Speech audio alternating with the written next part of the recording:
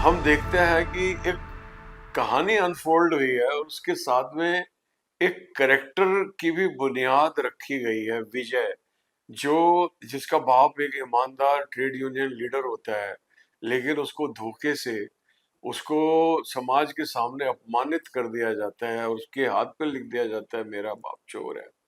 और वो इस समाज से, इस सिस्टम से, जिसने उसको अपमानित किया, उसको पिता को अपमानित किया, जिसने इसकी माँ को भी अपमानित किया जब वो मजदूर का काम कर रही थी, उस अपमान का बदला लेने के लिए वो सिस्टम को तोड़ देना चाहता है। वो सिस्टम अगर ईमानदार का साथ नहीं देता तो वो उस ईमानदारी को छोड़ के बेईमानी का हाथ पकड़ने के लिए तैयार है। ये एक क्रांतिकारी मोड़ है हिंदी सिनेमा के इतिहास में, क्योंकि आलम आरा से लेकर दीवार तक जितनी भी फिल्में, दीवार को एक्सक्लूड करना पड़ेगा, दीवार से पहले की जितनी भी फिल्में हैं, उनमें जो नायक की जो ड्रामेटिक नीड होती है, यानी कि नायक क्या हासिल करना चाहता है, क्या प्राप्त करना चाहता है, तो नायक की dramatic need was to win the affection of the heroine.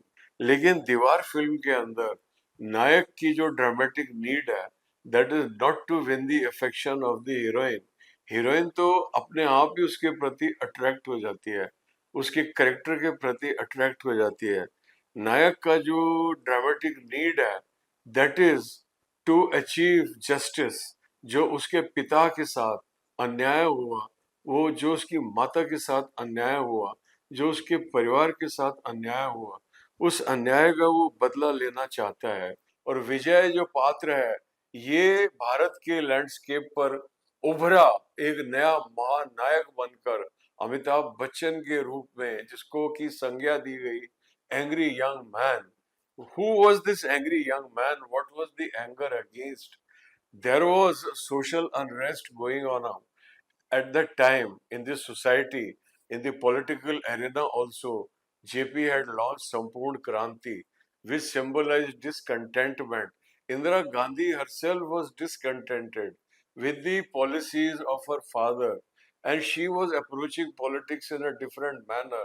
In all this turbulence, another phenomena was taking place in the society.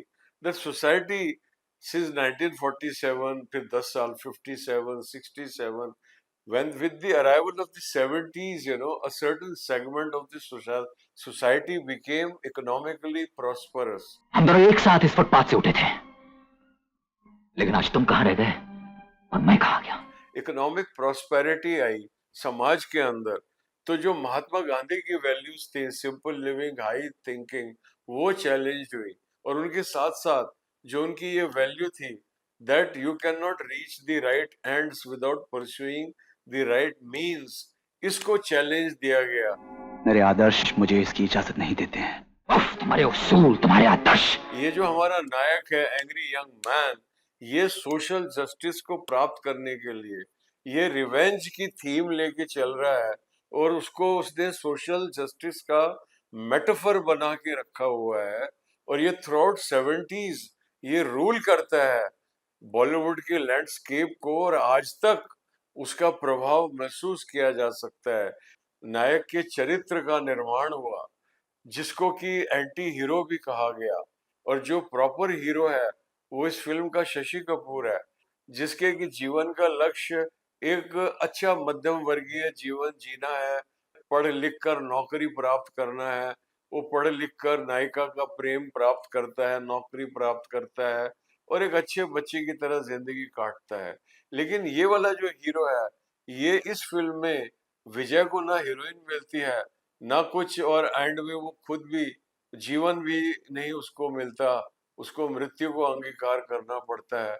तो ना तो उसको हीरोइन मिलती, ना उसको जीवन प्राप्त होता, लेकिन फिर भी वो दर्शकों के हृदयों को, कि हृदयों पर राज करता है, उनकी धड़कनों का वो किंग बनता है, ये पात्र, ये चरित्र अमिताभ बच्चन के रूप में। और ऐसा कोई दूसरा सुपरस्टार पहले कभी पैदा नहीं हुआ। ये जो घटना है, ये एक वाटरशेड घटना है। बहुत सारे समीकरण हैं, बहुत सारी अंतर्दृष्टियां हैं जो निकल के आ रही हैं इस समग्र घटना चक्र से, इस समस्त विश्लेषण से। तो इस पर आप भी मनन कीजिए, चिंतन कीजिए, सोचिए, विचारिए और देखते रहिए सिनेमा।